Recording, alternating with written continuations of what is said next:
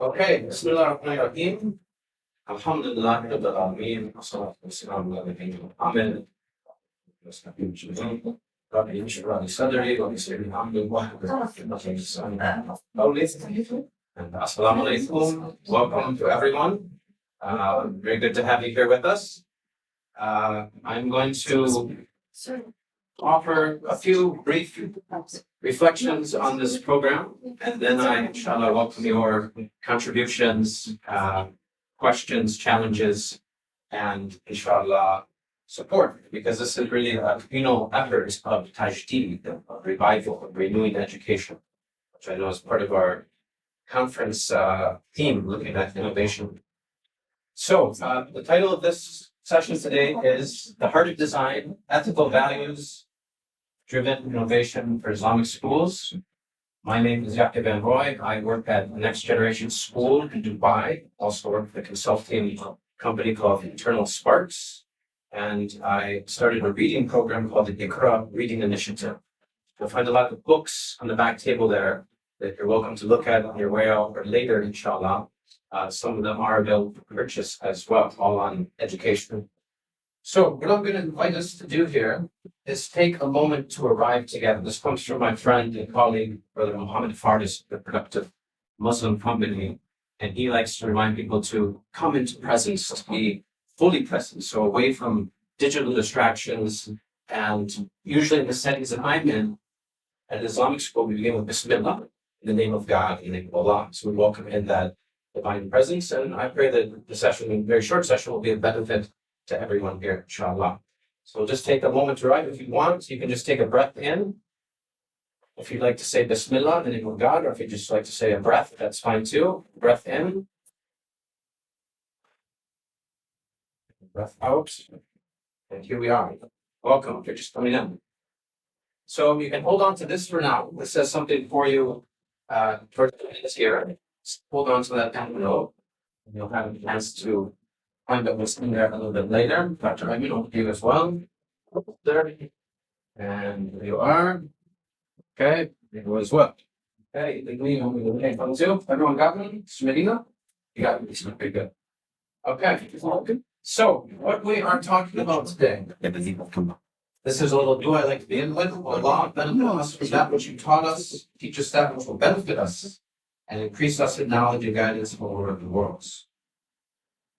Now, our journey today, in what remains of this sand timer, will be a word, a provocation, a reflection, a very short journey. And then I will tell you about this Forerunners of Tajid program. If any of you are involved in schools and be interested in the Heart of Design, there's a chance to express your interest in that. And another thing I like to do is I always like to promote other programs, not just ones that I'm personally involved with, but others that I think are really helping to revive education. And I think they're important for people to know about. Again, my context is largely Islamic education, Islamic schools, but a lot of these programs I believe would benefit any educational program. So that would be for you to decide. That's my personal opinion. Okay, I'm one of, alhamdulillah, 8 people now that has been accredited to teach the Heart of Design.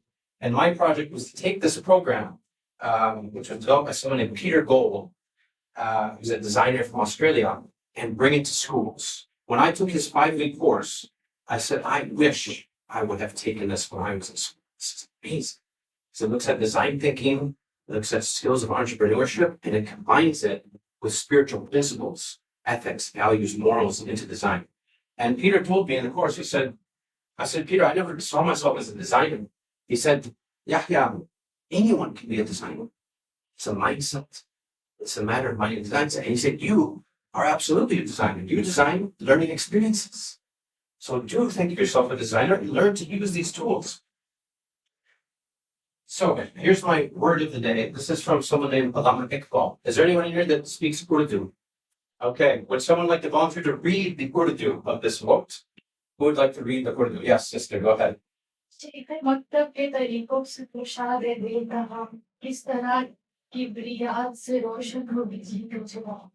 Beautiful. So the translation here, the conventional teaching does not expand the heart. How can a matchstick light an electric light? And this quote from Allama Iqbal, national poet of Pakistan, really resonated with me. Because I feel like in my 20 years or so of education, this is what we've been doing. We've been trying to use this matchstick, and we haven't been able to light the lamp of this current generation with the way we're teaching and the way that schools are run. So Iqbal was very insightful regarding, he had a whole concept of Fuji, which was really reaching one's highest potential. So I've taken a lot of inspiration from his work and his ideas. So here's my provocation to you today. Is that everything we need for tajdeed, and this is an Arabic word that means renewal, and education is being done somewhere. Do you agree or disagree with this? What do you think, Mr. Linden? Yeah, so is everything we need to really refine and renew education, is it out there already? Do we need to build it? Is someone doing it somewhere? What do you think? I think it's Okay,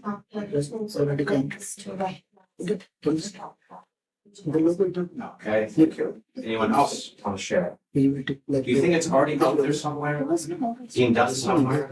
Or do we still need to build things that we need for this to be moved?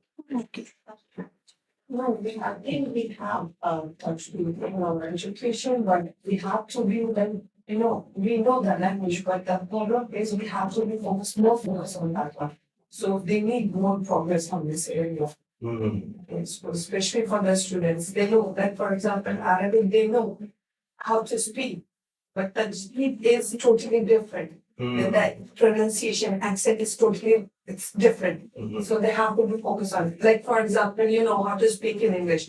Everyone know how to speak in English, but they need pronunciation, they need on the phonics, they need focus on. It's like, see that the deal is like phonics, you can say. So accent, so they have to be focused on that. Because each area have different accent.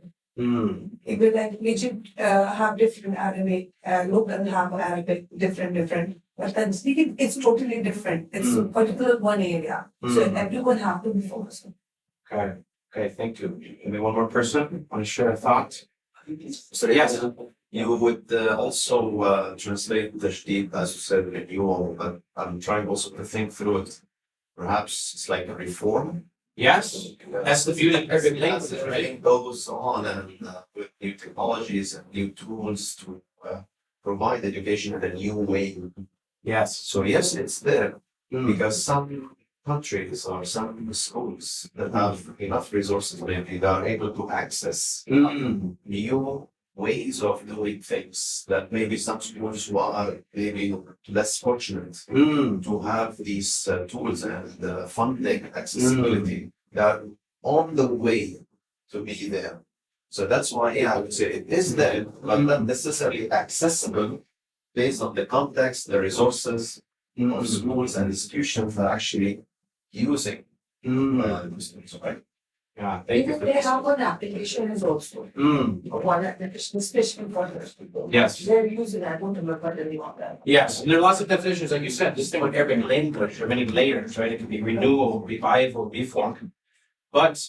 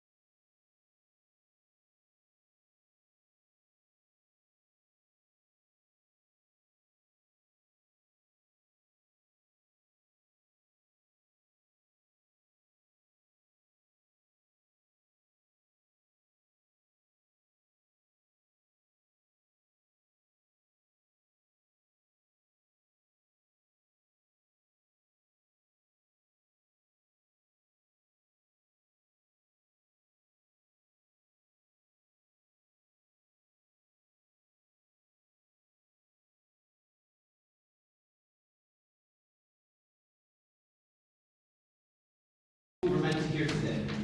Okay, something to reflect on. And happy to take a question or two before we have to shift to the next question. These inquiry tables in the back will inshallah be moved for you to look at in another location, but there are a lot of great books there and other interesting things to spark your curiosity. Okay, so any question to Mr. Yahya?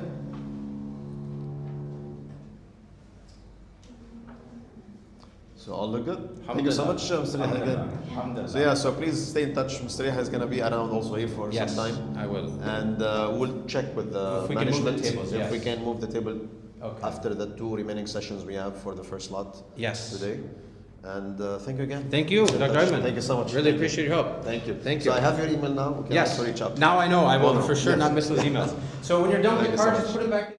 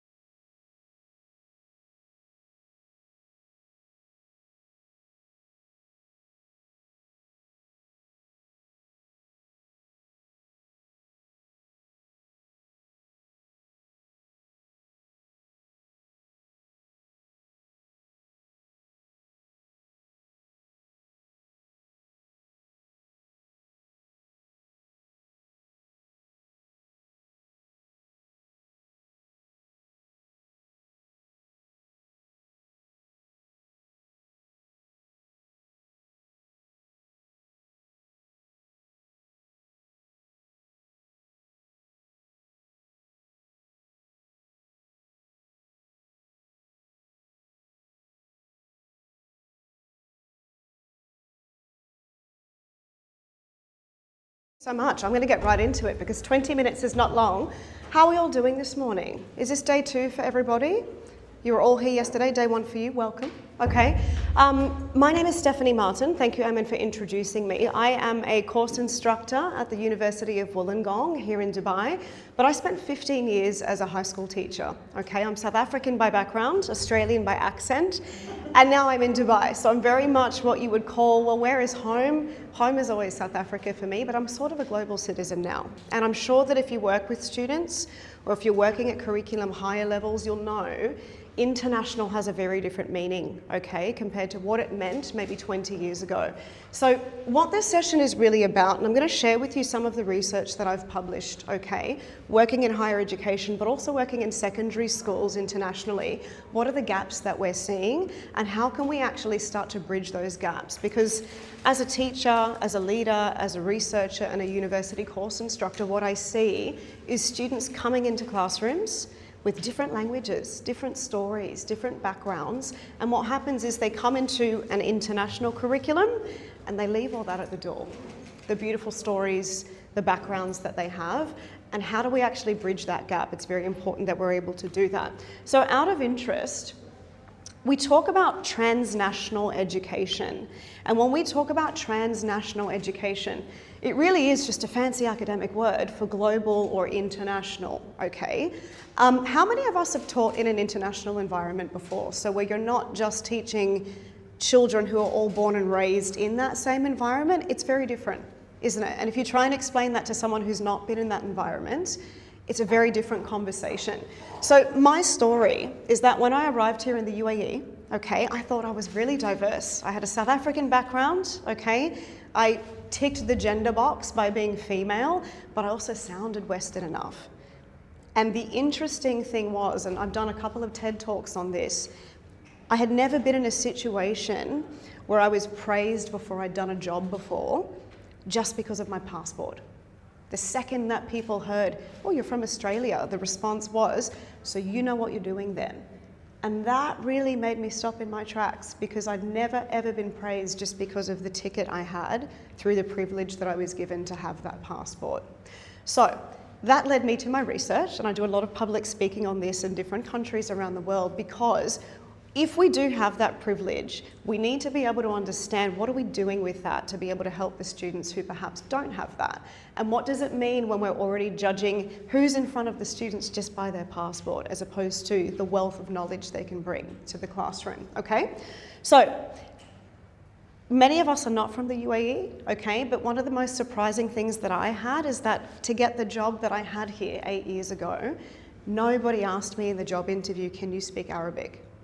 Was not even part of the equation. And yet, I was going to stand in front of a room every day with students who are 80% multilingual, bilingual, most of them speaking Arabic as a first language, for example, but it wasn't important that I spoke Arabic. And I sort of wondered why that was. What I was told to do instead in reverse is make sure that they spoke English and that Arabic wasn't allowed to be spoken in the classrooms. And I had a real problem with that as someone coming from a South African background.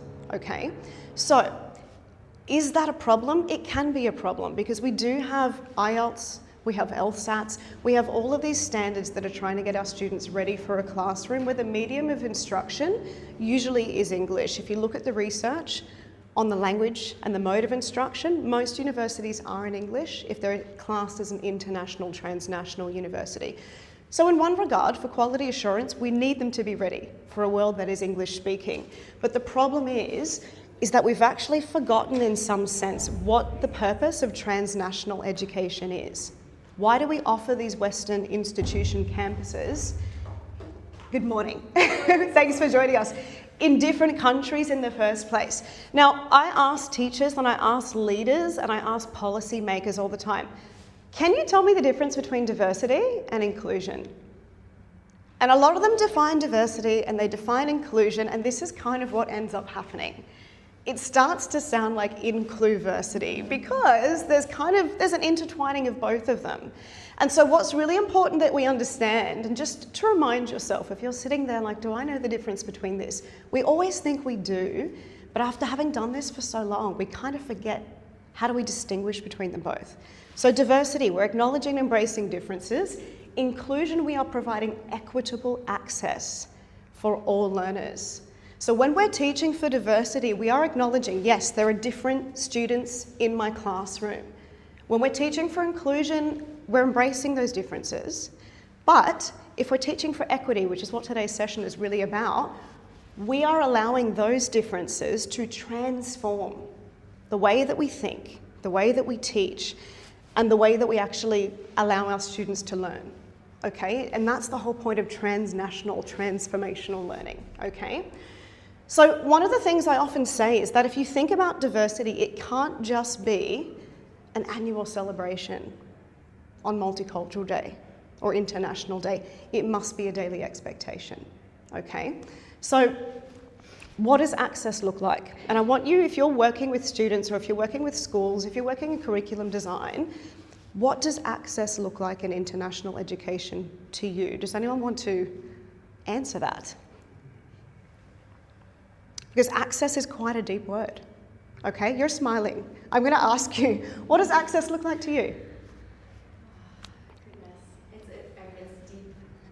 It's a big one. That's why I'm asking you guys, the experts. So I'm actually working in resource design. Okay. So it's anticipating the needs. It's trying to think of every single user and Right. build in as many assistance forms as we Yeah. can. So Yeah. visual aids. I almost think of it as those language pathways to be Yeah. able to get in the door. We need to build different pathways because people might be coming from different locations, right? So I love that. The thing with access in international education, and this is where I started to see a lot of gaps in the research, is it focused on physical access. So we're going to take a British university or an Australian university and we're going to put it here in this country that doesn't have access to it, and we're going to give you access. Khalas, as we say in Arabic. Okay, I'm starting to learn Arabic after 8 years. So it's not just about the geographical location that we're providing access to these students because they couldn't get it in their country. That is a really narrow-minded view of access, okay? It's not just physical. The physical form of the facilities. What that does is it provides this saviour mentality where we're going to save you by bringing our great curriculum program here, and then you can thank us later when you have your degree or your high school certificate because we've given you access. Now, riddle me this for a second. If the teaching staff at these institutions and the curriculum program are really heavily rooted in these Western paradigms, and then if the language of instruction is also English, this is the question I raise in my TED Talk and in my research, okay? And things for us to consider that today you could take away with you. How can we actually go beyond that mere physical presence of the campus? When we look deeper into how we teach and what we teach and who we're teaching, okay? That second question is really important. To what extent is the host country, so the host country being I'm here in the UAE, the local culture, the knowledge and the language, is that considered when we implement a new curriculum model? Often we say it is when we're designing it, and then that kind of just stays at the door. Are we also training our staff to implement that as well, our leaders as well? So are we subconsciously inviting, or are we limiting access through the language? So if you think about all the different languages that we speak in this room, hands up if you speak more than one language, already I'm having to think about your access, okay? So this is the opposite of transnational education, that we're giving you access to a globally recognised education. Because if we do that, then we're starting to mistake globalisation for westernisation. And it becomes a system that everyone needs to go through, okay? So the missing piece of that is that we need to actually acknowledge the cultural capital that our students and also your staff are bringing with them into the institution. This isn't just education-based, by the way. This is for any international organisation that has more than one nationality under the roof. So cultural capital might mean, and this comes from the research on culturally responsive teaching, embodied capital, objectified capital, also institutional capital. So really, accents, uni degrees, musical taste, stories, culture, backgrounds.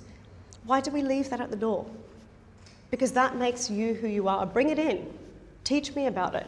How can that also enrich what I'm teaching you? Okay? So, if we don't do that, what we start to do is we take the West and we say we're going to give it to the rest. And this is some fantastic research by Fan Lee Har. If you'd like to go and read more about it, I highly, highly recommend. Okay? So, IELTS. Hands up if you're sitting there going, that sounds great, but there's IELTS, and there's this else, and there's PhDs, and 100% this is an argument, okay? Because the students do need some kind of level of English to be able to survive in the academic world and beyond, okay? Something I want you just to think about is that when you take a language that is lower in cultural context, like English, English is very literal. So in the English language, we say pretty much what we mean, okay? But when you have a look at higher cultural context languages like Zulu, okay, like Arabic, Japanese, you need to understand eye contact, gesture. There's a history that lives in the word. And if you don't understand that, then you might also risk misunderstanding the person. And I had that when I first came to the UAE with the word inshallah. But I'm sure you can imagine, okay? Inshallah being a very sacred word from the Quran, which is if God wills it, it will be done. But then I was hearing high school students use it in a very different fashion, okay? Which many would disagree with. Yeah, I like the work that you're actually doing because really it's rooted into what we call, from leadership and policy perspective, the policy of borrowing. Yeah. We want to go beyond borrowing to really And contextualizing absolutely. policies, curricula, etc., which is something that we suffer, yes, in the region. Yes, because it's so multicultural. Different countries and adopt it as they are in their country. The identity gets lost though. Identity Yeah. gets lost. And Yeah. having the languages there in the higher context, we are talking about Yeah. contextualization of anything you do and say and move and gestures and stuff like that makes total sense. It's because it's a lot deeper than just words, right? And sometimes we forget that, and we forget who's in front of us. So that's also important because it's going to inform the way that we teach, the way that we instruct, the way that we lead as leaders as well. So it's all about really just understanding who's in front of me, right? I always think of Forrest Gump. Life is like a box of chocolates, but they're like an unlabeled box of chocolates every time. You don't know what you're going to get, right? So what do we do about that? Funds of knowledge, okay, is a term that I use quite often from the culturally responsive theory. These are the things that students are bringing to the classroom. These are the things that your staff are bringing into the staff room, okay? If we ignore that, so if you look at access, okay, access can be done in these 4 different ways. It could be by bringing the native language into the classroom at different points in learning. It could be that we start to let them tell us a bit about their history and culture in relation to the assessment. It could be that we bring some community culture into the classroom. Is there days that are not multicultural day where the students can come in and teach us about how their community would approach this assessment or something like that, and family involvement, okay? So windows and mirrors, we often talk about representation. I need to see myself in what I'm reading. I think of literature, but it's beyond that now in 2026, okay? And what it's about is building the window so that the student can, yes, I can see myself, but I can also see different perspectives by looking out the window and seeing what does the world look like out there. Because we're not meant to be in a world of sameness, are we? We're not meant to teach our kids that everything looks and sounds like us. We're actually supposed to be allowing them to see different perspectives and languages as well. So we can do that so easily. I know there's a lot of talk of travelling schools, which is really exciting, but sometimes start with the basics of what you've got in front of you. Okay, let them bring that into the classroom. That becomes already in itself a beautiful cultural experience. So how would you do that? I just want to give you an idea of how easily we can do this. And I'm going to take Shakespeare as an example because I used to be an English teacher many years ago, okay? So if I had an assessment task, because a lot of people go, but the assessment won't let us, the IB won't let us. I promise you there are gaps and you can look for those gaps and fill them.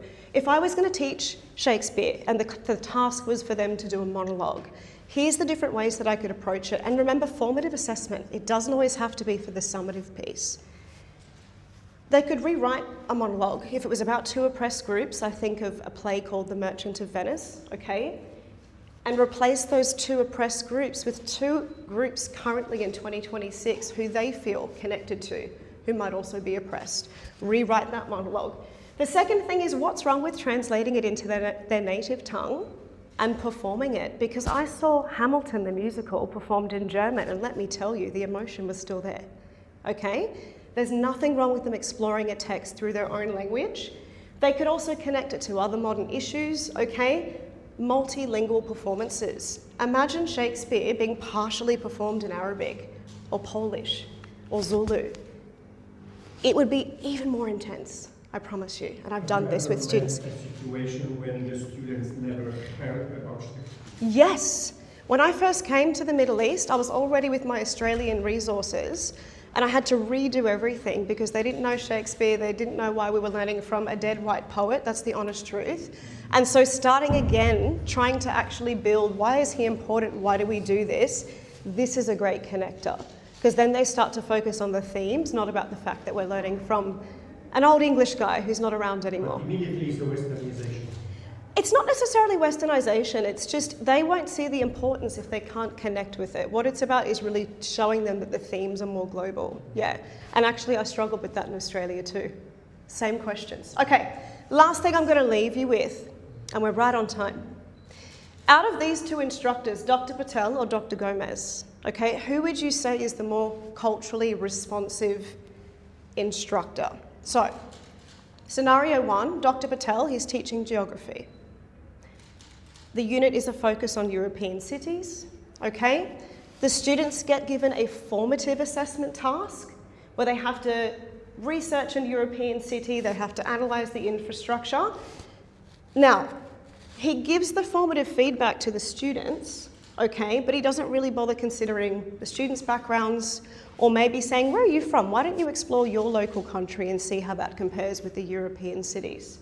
When a student says, can I do this in my native language and then in English? He says, no, all the work has to be submitted in English. That's what the curriculum says.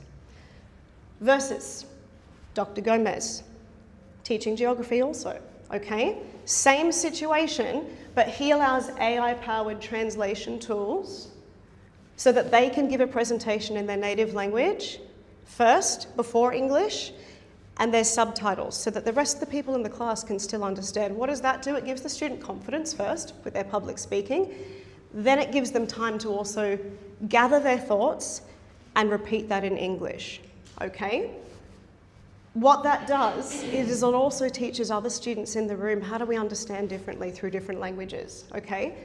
So, if we were looking at the two of them, obviously Dr. Gomez would be the one who's allowing them to experiment, who's using those approaches, all right? And it can be really, really simple. It doesn't have to always be something huge, it's just one opportunity in the line of learning to be able to allow them just some access to who they are and bring that into the classroom, okay? So what I want to leave you with is that we have this idea that our curriculum is king. We have to do what it says. Of course we do. Quality assurance is important, but you're the catalyst. Okay, and never forget that the staff are the catalyst, the educators are the catalyst. We should be continually reshaping it.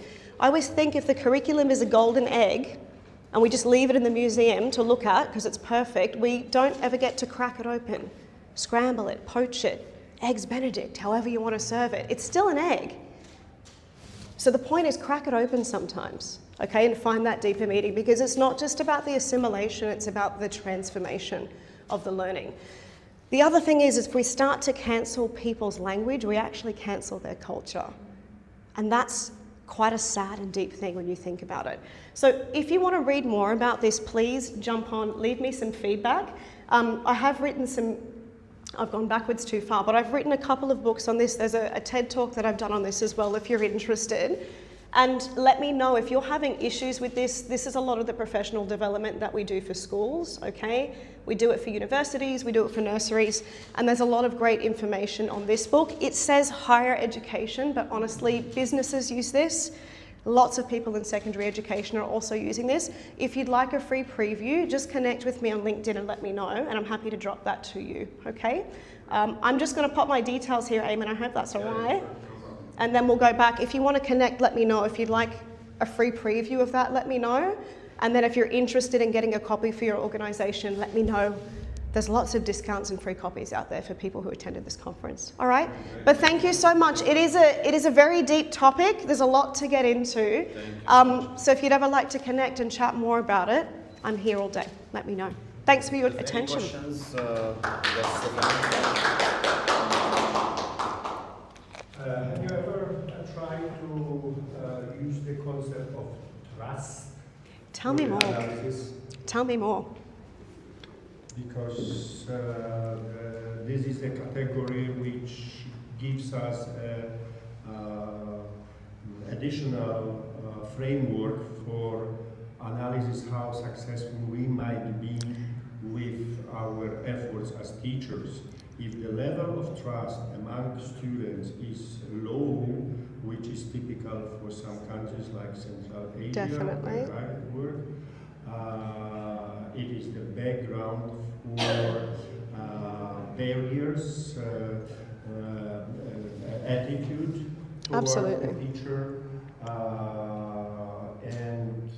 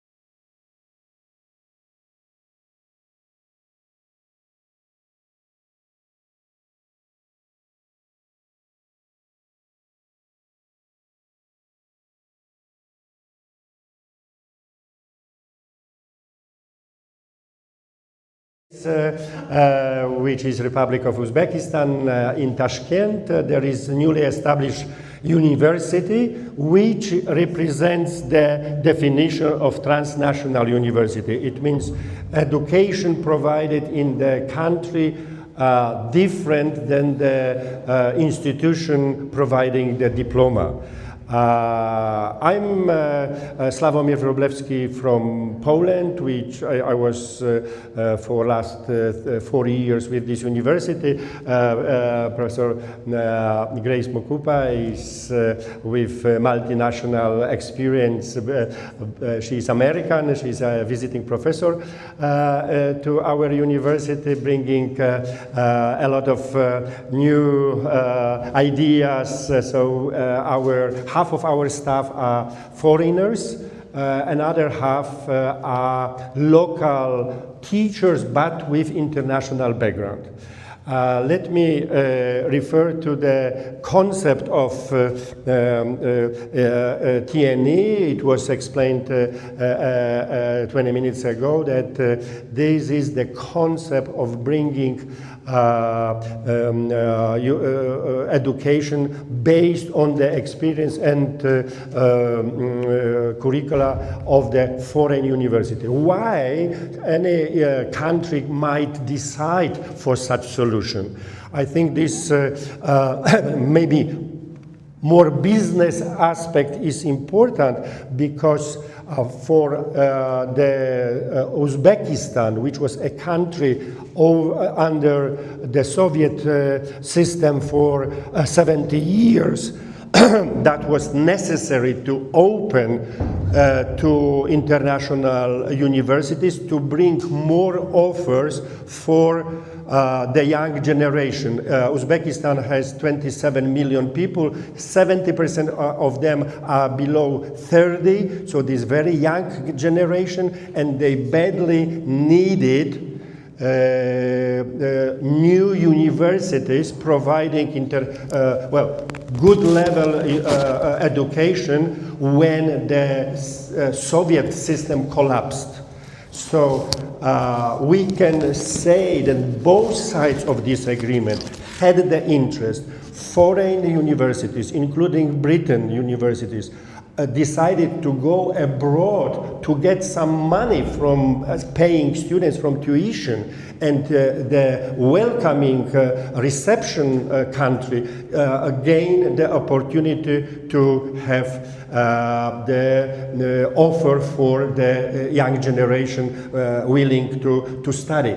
So what is the presentation about is based on most current survey we did last December and this January, so it's very fresh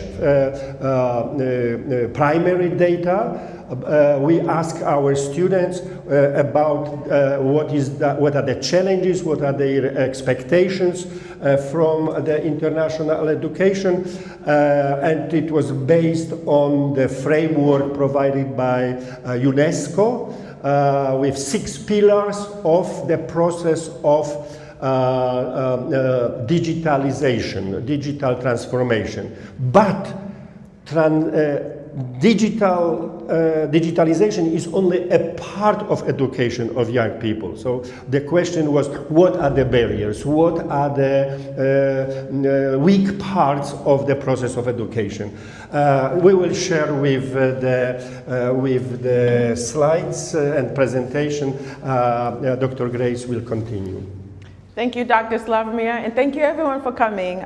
So we're from Uzbekistan, like he said. So we looked at the UNESCO model. What were we looking for? As a new university, International Agriculture University, we wanted to assess the access of digitalization.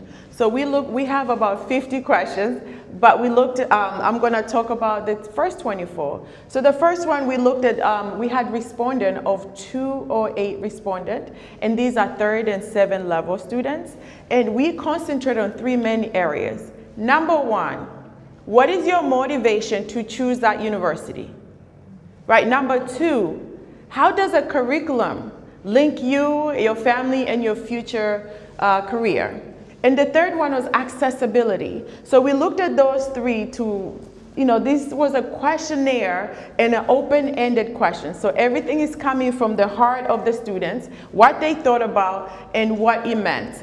Uzbekistan has been closed, but it opened up in 2016. So in other words, it's bringing a lot of universities that are starting and open up the market on a global scale. So when you look at IAU, it's in partnership with the Royal University.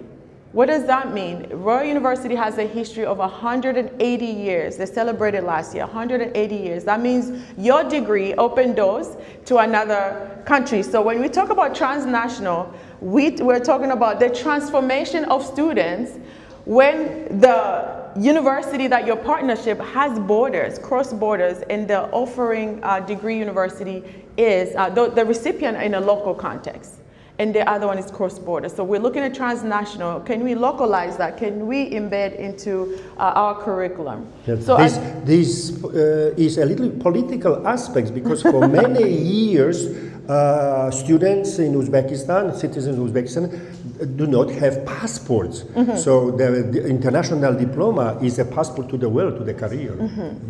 And through the survey, I just want to highlight that what we noticed was that before, the students were just saying, I can go to Russia because they can speak Russian. But after the world was opened in 2016 by their president and the mandate, and they have a platform, I'll say that their agenda is until 2030, was that you can be anybody you want. You can learn German, you can learn Japanese and go to another country. Before the window that we talked about earlier, window of opportunity didn't open doors of opportunity. So our students in the survey, they mentioned that the link to curriculum, the link to exposure to international, but also that link helped them mobilize within the economic, within the society, climb the ladder, feed their family, support their family. So we saw that having professors that teach another language was a big thing.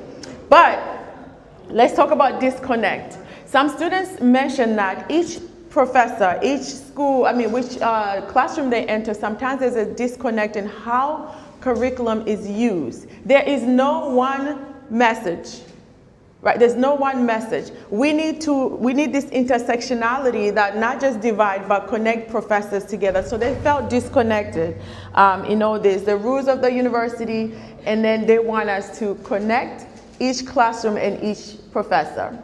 So let's look at this. Outliers. We looked at a home. We asked the students, what motivates you to have digital, gadget?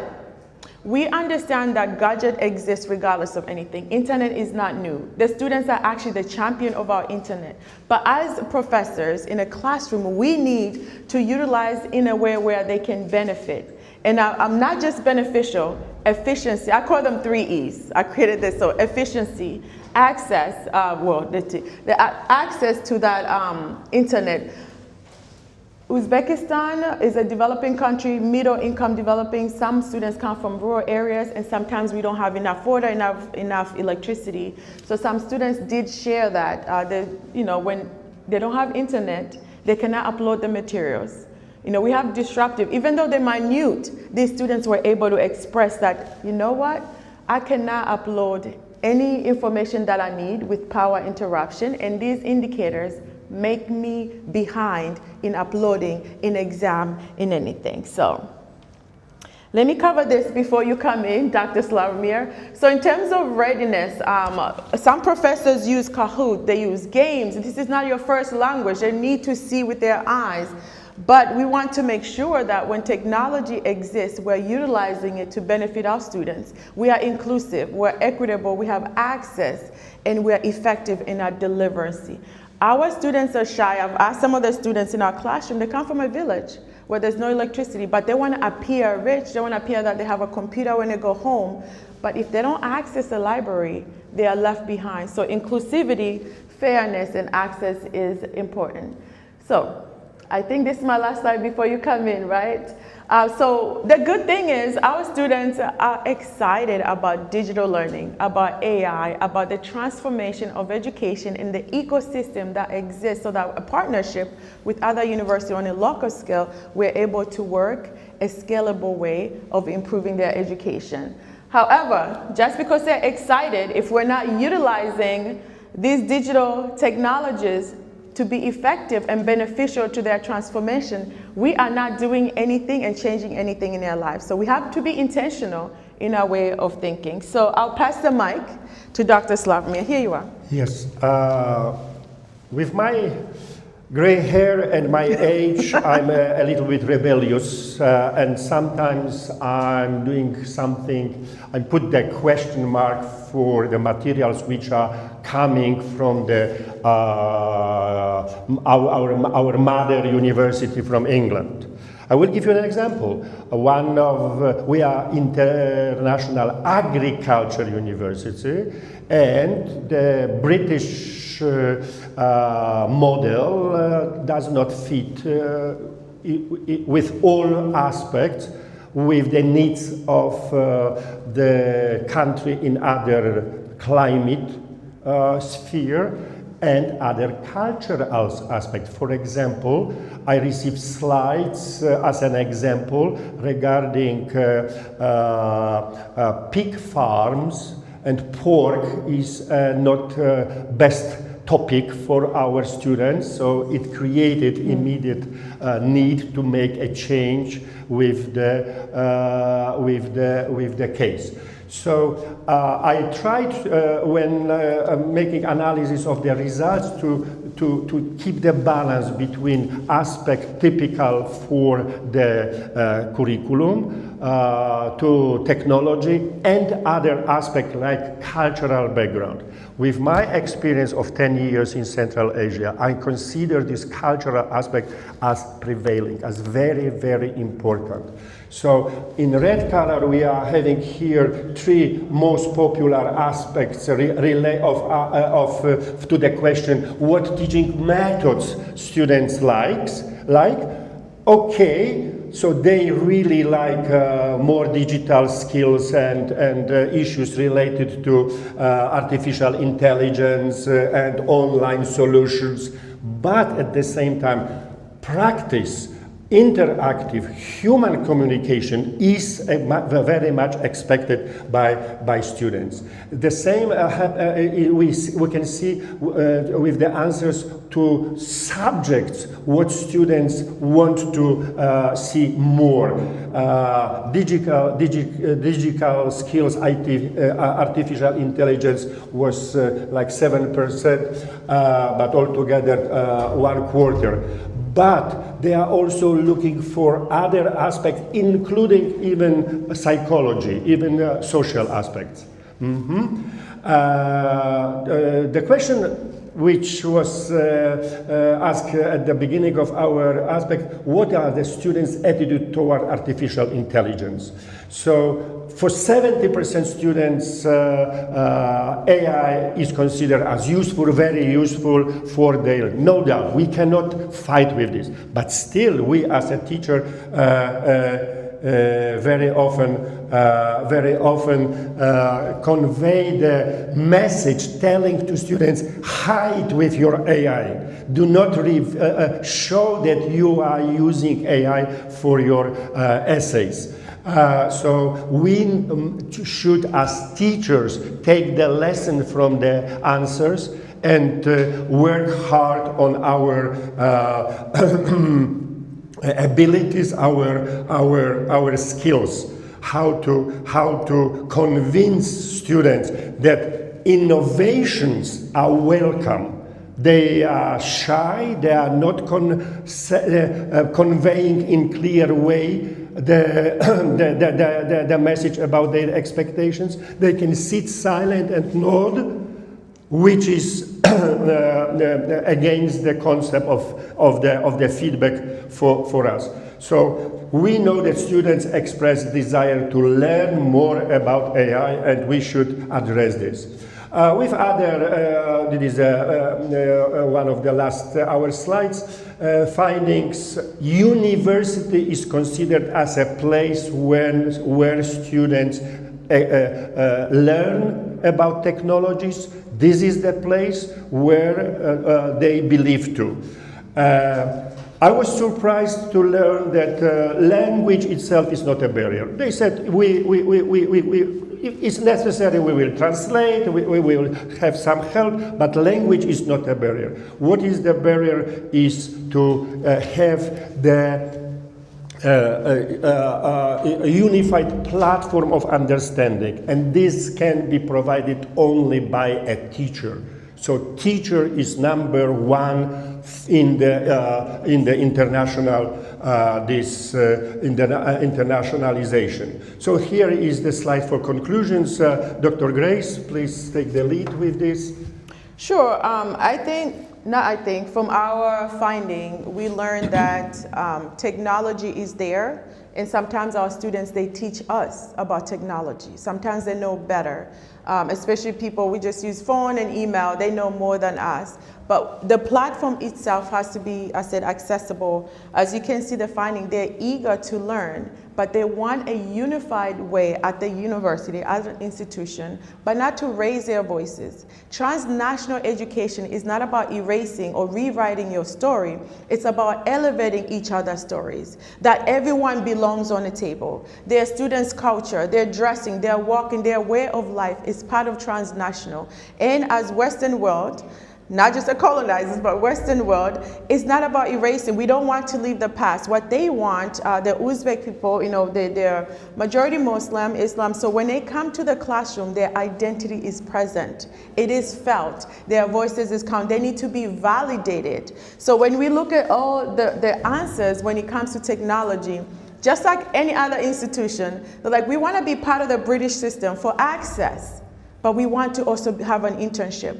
We want to learn about language. We have professors at our university that are speaking in one voice, but really they're not connected when I go into the classroom. When that door closes, my voice sometimes is not heard. So we want to elevate when it comes to transnational, not just learning classroom, but the uniformity, inclusiveness, effectiveness, and working together as one to not erase the stories, but to bring the stories alive. Yeah. Did I leave anything else? We've started with the questions about the role of technology, but we came to the conclusion that technology is not a panacea. It is not the final solution. Mm-hmm. We need to add the human aspect, very important, to give them models. Mm-hmm. Teachers must provide the models, especially at the end of the day, we would like our graduates to stay in Uzbekistan, not to immigrate. We would like to make them to adopt the best experience from recommendations from international university for their country. Yes, and one last thing, the student said if technology is used to enhance, curriculum technology together, they can persist and push, even if they're lagging behind, they're gonna push. However, if there's a disconnect, they're not gonna stay. So international connectivity, being part of the international sphere, on a transnational relation, it does not make the student stay at school. It has to be a combination of different things, layers of different things. So we thank you. Let me share our contact. Thank you so much. Resonating well with also what Dr. Stephanie mentioned about really the necessity to continue fighting against the decontextualization of curricula and resources and what students need to access. Which is big risk, which is really big risk. Yeah. Thank you so much. Following up and keeping the borrowing approach doesn't help anyone, I think. Right? Yes. So thank you so much again. I will also put the QR code if you all give us your feedback on the session, and any questions, please feel free to ask the authors on them. Doctor, do you understand me? Just for a pitch. I have a question. Is it accredited and equalized by the Minister of Education, this university? Oh. Your question was again? Is it accredited or equalized by the Minister of Education? Oh yeah. Yes. It's accredited. Our university has been created by the decision of the president of the country, even at such level. Yes. So to answer your question, yes. Yes. Can I ask, You're a journalist. You're a journalist. Say again. Because I have children. Move to Uzbekistan. That's really interesting. Is that right? In the very early Well, there are different aspects, like purely technology. So sometimes our infrastructure is not able to provide strong enough internet. The limited number of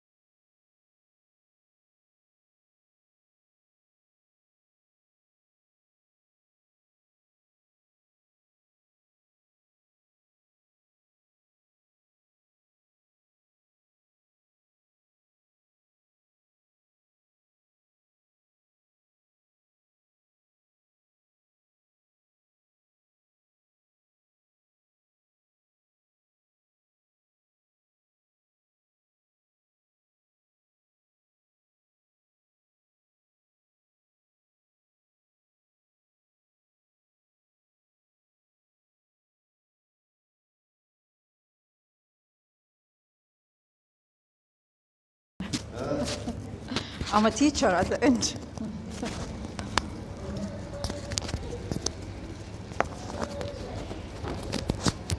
Okay. So thank you so much, everyone, for joining us for this session. Yeah, please, you can go ahead. I'm Ayman Masouti, Assistant Professor in Education Leadership here in Sharjah Education Academy. Dr. Asma Abdullah is also my colleague, Assistant Professor, also in the same Department of Education Leadership. Today, what we are going to present to you our book, the edited book that me and Dr. Asma recently published with the IGI publishing company, that talks about generally the teaching licensing systems and the reforms that's happening across the region and internationally. So we will spend the next 15 minutes to talk to you about the book.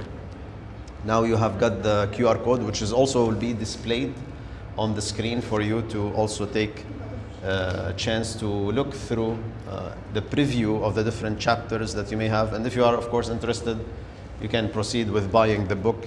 Keep in mind, we are not getting anything from this, so it's not a business deal for us because the publisher doesn't give us any royalties if they sell any piece of the book, you know, even the chapters. So for us, just an addition to our CV in terms of publication as an edited book. This is our return on investment, exactly. So, so our session is called Toward a Global Vision for Teacher Licensing, Standards, Culture, and Systemic Reform. And our book title is Building a Unified Teacher Licensing System, Policies, Education, Reform, and Cultural Integration. So we wanted just to be a conversation with you. So we're gonna sit and talk to you and share with you insights about the book. And please feel free to have this conversation also interactive. We are not gonna follow the traditional way of finishing, then you ask questions. No, let it be a conversation between each other on the book, questions you may have, the highlights that we want to give you about the book, to see what ideas you may have that would probably also help us as educators and researchers to move forward with the issues of teaching and licensing, hopefully in a future publication, or whether it's manuscript or an article or a new book, for example, to consider. So it may give us some insights, will help us really shape and contribute to the issue of teaching licensing across GCC and in the region. We know that we have a lot of visitors from outside the UAE as well, and those from the GCC. So we are trying to build together a way to facilitate teaching and learning and certification and licensing in particular for different teachers involved in education. So let's have a seat, Dr. Asma. And we are gonna keep the slide here, so I'm gonna move it to the next one where you can see the QR code as well, basically about the book. So just as an overview idea of the book, it's rooted in the global educational landscape when we have today a lot of challenges teachers are facing in terms of access, in terms of resources, in terms of requirements. So the point is enhancing teacher quality and recognizing that's really a fundamental driver for student success and the education improvement that now many governments are seeking to embed or implement. Central to this movement is the teacher licensing system. How teachers are being licensed, what are the requirements, what challenges they are facing today, especially if they are coming from different education system. Maybe some countries, you know, you may not need to have a teaching license to practice teaching. However, when you come to this region now, there is a new policy. The new policy says that every teacher now needs to be certified teacher. So if you are coming from the UK, you are a UK certified teacher because you do have the teacher education program where you get to know about the pedagogies of teaching and learning. You may have good knowledge of the content about chemistry or biology or math, but doesn't mean that you are a qualified person to teach, to deliver that content. So the delivery of the content, the way you transfer information from content to the minds of pupils in classrooms, it's a totally different story. We have come across many people who are really knowledgeable in their content, but when it comes to teaching, they don't know how to teach. Simply, they cannot transfer the information in the best way possible, so it stays with the student. So for that reason, we thought of this book to cover issues in the GCC mainly. However, the publisher wanted us to expand across different continents and different areas to make it more global, because we came to the idea that actually triggered this book is that in the UAE and the GCC, if many of you are living in the GCC area, you realize that we are moving towards Schengen-like visa, Schengen-like tourist visa. When you get Schengen for Europe, you go across different countries in Europe. The same for residents in the UAE. You know, of course, citizens can move freely across. But for residents, this Schengen-like visa in the GCC area will allow you to move to Qatar, travel to Saudi Arabia with only one visa, a unified visa. From here, we thought of having a unified teaching licensing system in the GCC. For example, if I am someone coming from an Arab country where I don't have a teaching diploma, and I'm teaching in the UAE, I need to have teacher education diploma now to become certified to teach. So why not to have this certification allowing me to go and teach in Saudi Arabia or Qatar or Bahrain or Oman, for example? Because as of today, we don't have necessarily alignment or agreement that if you are an Arab national, for example, or non-Arab, having teaching diploma from one of the countries in the GCC, you are not automatically eligible to teach in other GCC countries. So from that reason, we thought about this book. Hopefully it opens conversation and promotes discussion about, yes, considering unified visa for people to move around, why not for teachers also to give them that flexibility? So if you got your teaching license from UAE, you can go and fly and teach in Qatar, in Oman, in Bahrain, Saudi Arabia. So it's across the GCC, giving you more mobility and more accessibility, because we keep talking about policy reform and accessibility for learners. We also talk about accessibility for teachers. So this is an overview of the book. Different contributors from different countries contributed to the volume actually, and we hope your feedback, your insights will also help us to move with maybe a new volume, a new edition that highlights other issues also addressed. I will turn it to Dr. Asma now to also give you some highlights about, hopefully, all chapters. We have almost 16 chapters or 15 chapters in the book, but because of the time, we will not be able to cover all, but at least to give you bits of ideas. Then we turn it to you if you have any questions. Okay. Dr. Asma. So let's talk more specific about the chapters. We have 15 chapters. The contributors in the chapters are global. We have from UAE, we have from Saudi Arabia, we have from Finland, Belgium, different countries, UK. Each chapter is covering different parts of the license. For example, we have who write about the teacher retention, and I think this is one of the major problems in private schools. Teachers are retention and they are moving from one school to another, and how this affects the student learning and the quality of learning. We have also a chapter that are covering or talking about the policies and the reforms. Myself, I wrote 2 chapters, one about the GCC in general. I compare about different countries in GCC, all different countries in GCC, and about the licensing system in the different countries. Of course, many countries in the GCC, they do not use the teacher licensing. I think Qatar and UAE are using teacher licensing, and Saudi Arabia are starting thinking about that, and they are taking few steps about that. Then the second chapter was about lessons from Europe. So I studied almost all Europe countries about the licensing there. And I think one of the things that I find, for example, Switzerland, the major problem in Switzerland schools, what do you expect? What do you expect the major problem in Switzerland school? Of course, public school. Let's say 99 of the schools in Switzerland are public schools. But what is the major problem there? Teachers? What do you think would be a What problem do in you the think? Switzerland system in the public school? What if you think of issues when with such a hear country. Switzerland, we expect that there is no problems in their schools. Like students attendance, Student? attendance, and the alignment with the government policies. No. It's teacher time talking, traditional way of teaching. They are suffering from traditional way of teaching, teacher time talking. So the major issue there. The perception when Yeah, when you hear perception. Switzerland, And oh yeah, the best of the best. Even I have an But that's interview not- with one of the professors in Zurich University, and he said, yes, this is the major problem in our schools, in the public schools. The teacher time talking, teachers keep talking, and there is a resistance for the reform. There is a resistance of changing the pedagogy.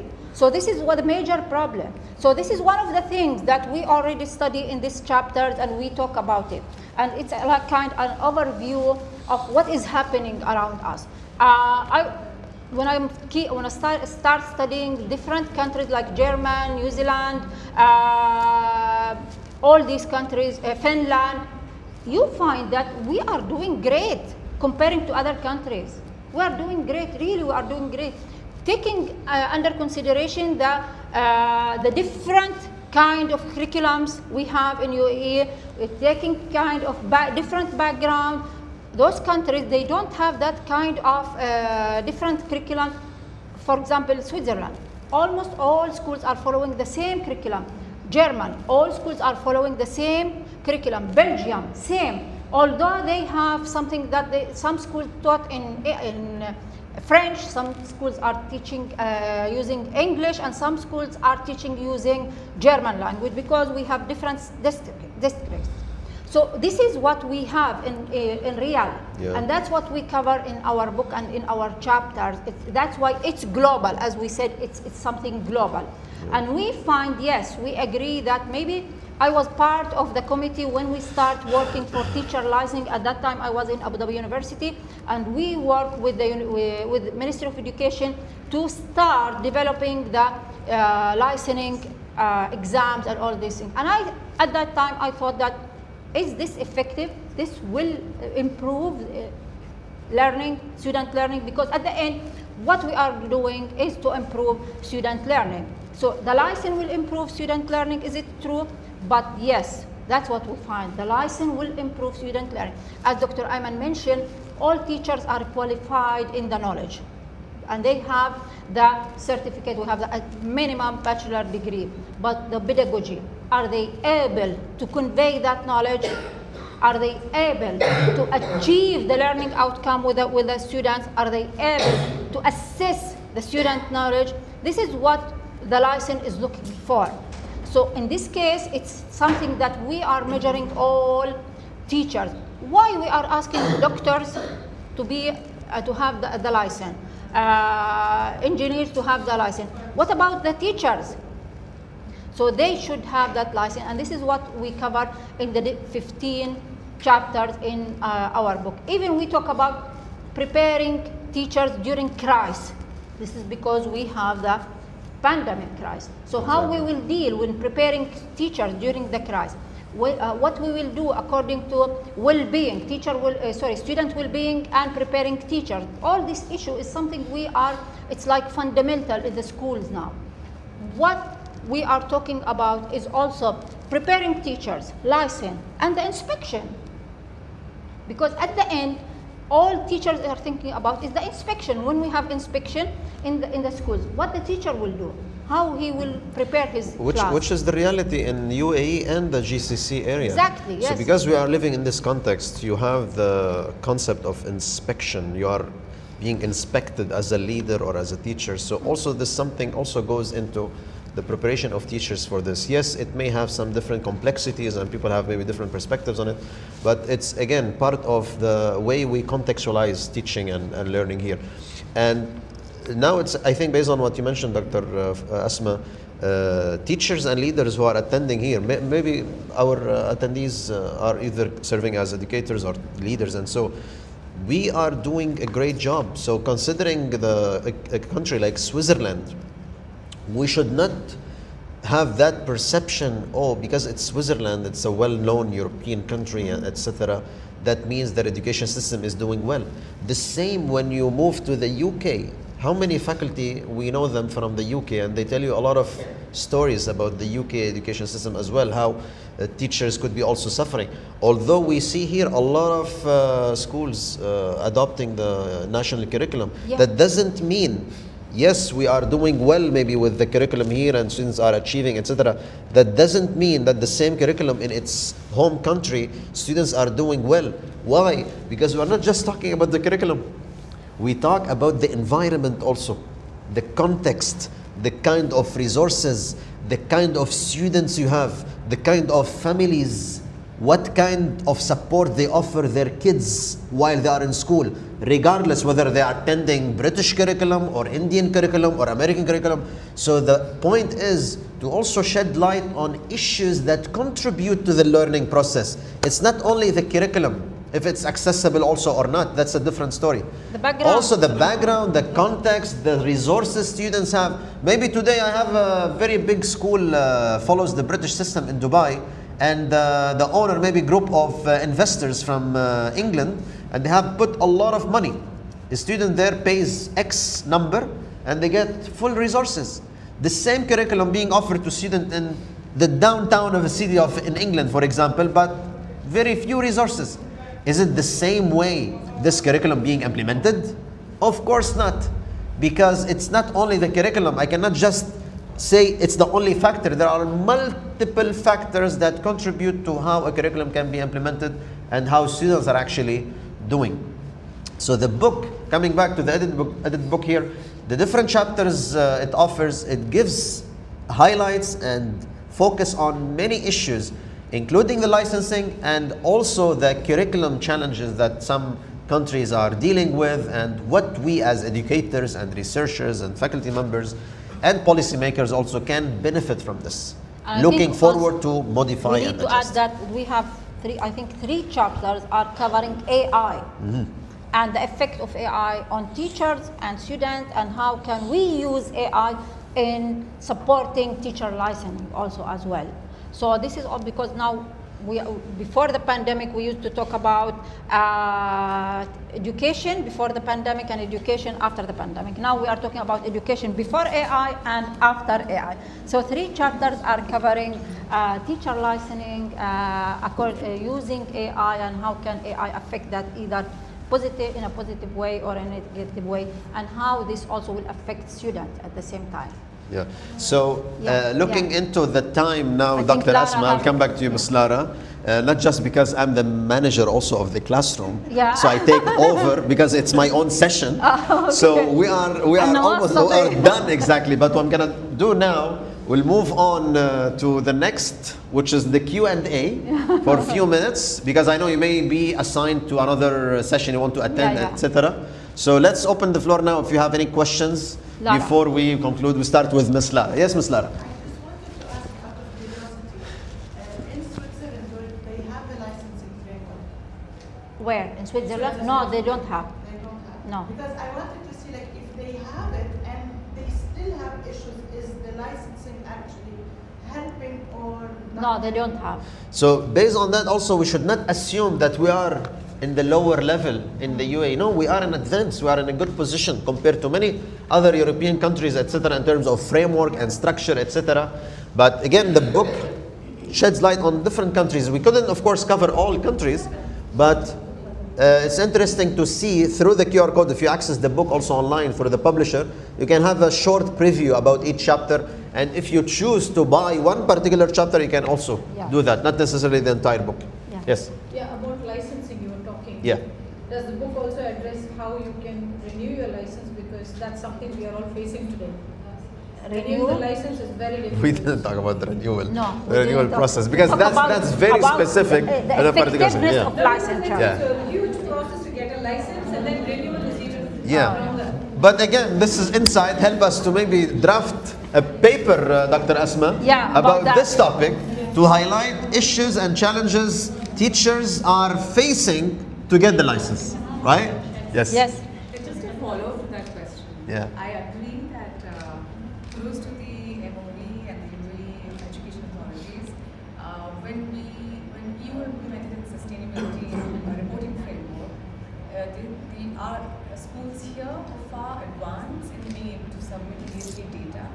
mostly I would say social and governance data, because of all the policies Yeah.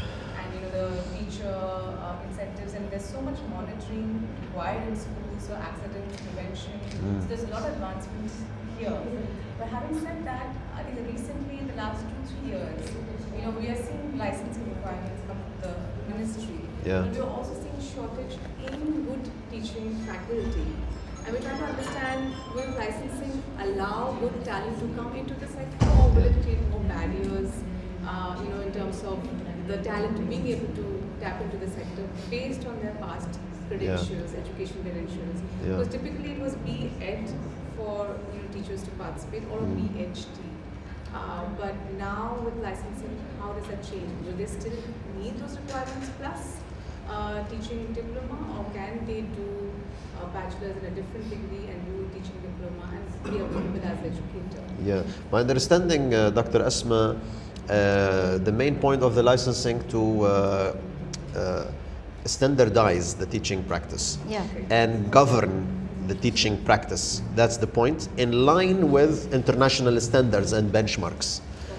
However, there are complexities and challenges in the process itself, whether it's for renewing a license or getting the license, the reform that's happening, the changes in the policies within a short period of time that impacts you as someone who is an applicant for licensing. So these are issues that can be probably further addressed in future studies and work. I think one of the really issues assist. is that when we study different countries, when we are talking about the licensure, so we are talking about pedagogy. In UAE, we have the academic, you have an exam for the academic or for the knowledge itself, and you have the pedagogy. Why? Because the diversity. Teachers are coming from different backgrounds, from different universities. So to standardize and to be sure about the teacher knowledge, we have that part of the exam which is related to the academic and the profession and let's say the knowledge itself.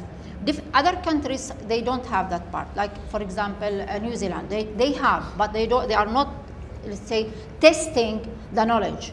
They are testing the pedagogy, but there is no that much of diversity. All teachers are from the same country and all are coming from the same university, which is already in the country. And they know their universities and the ranking of the university, and they trust that. So this is one of the issues.